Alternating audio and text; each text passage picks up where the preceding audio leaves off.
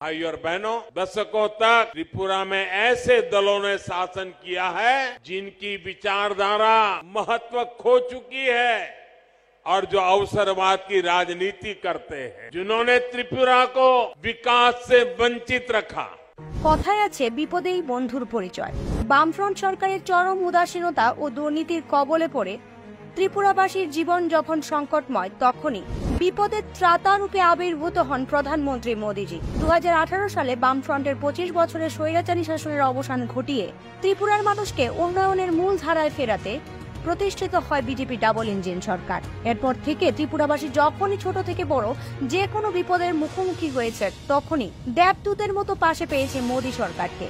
সাল 2018 থেকে 2019 বন্যার কারণে প্রাণ হারিয়েছিল বহু মানুষ এবং হাজার হাজার মানুষ তাদের বাড়িঘর ছেড়ে যেতে বাধ্য হয়েছিল। ঠিক সেই মুহূর্তে ঘরে বসে না থেকে বাইরে বেরিয়ে এসেছিলেন বিজেপি সরকারের জনপ্রতিনিধিরা। তৎকালীন মুখ্যমন্ত্রী থেকে শুরু করে শিক্ষামন্ত্রী সকলেই কাদা জল উপেক্ষা করে পথে নেমে পরিদর্শন করেছিলেন ক্ষতিগ্রস্ত এলাকাগুলি এবং রাজ্যবাসীর সুরক্ষা ব্যবস্থা সুনিশ্চিত করেছিলেন।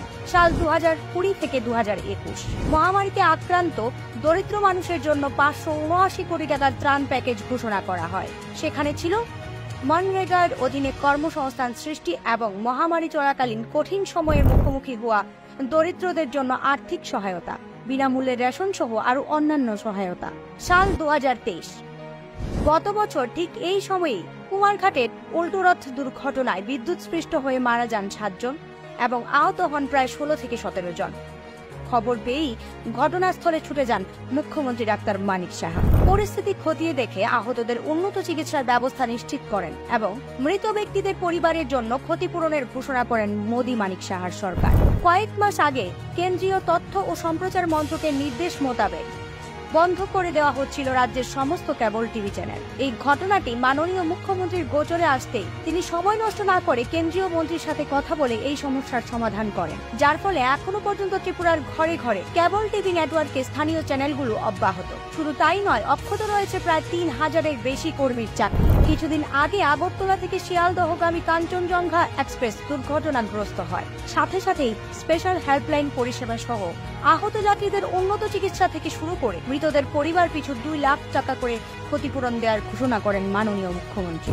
এখানেই শেষ নয়, ত্রিপুরার মানুষের বিপদে সর্বদা পাশে থাকার জন্য অভিভাবক রূপে তাদের সমস্ত সমস্যার সমাধানের লক্ষ্যে মাননীয় মুখ্যমন্ত্রী ডাক্তার মানিক সাহা চালু করেছেন মুখ্যমন্ত্রী সমীপেশু কর্মসূচি, যেখানে মুখ্যমন্ত্রী স্বয়ং উপস্থিত থেকে সকলের সমস্যার সমাধান করেন। কিছুদিনের মধ্যেই রাজ্যের সবকটি মহকুমাতেও চালু হতে চলেছে এই কর্মসূচি, যেখানে তথাকথিত গরিবের সরকার বলে পরিচিত পূর্ববর্তী বাম সরকার বিপদে পাশে থাকা তো দূরের কথা, কোনোদিন খোঁজ খবর নিয়েছে বলেও মনে নেই ত্রিপুরাবাসীর। উল্টে তাদের চাঁদাবাজি, সন্ত্রাস ও দুর্নীতির কারণে সর্বশান্ত হয়েছে ত্রিপুরার বহু জনতা। তাই এখন ত্রিপুরার মানুষ জানে তাদের প্রকৃত বন্ধু ও প্রকৃত অভিভাবক মোদী মানিক সাহার সরকার।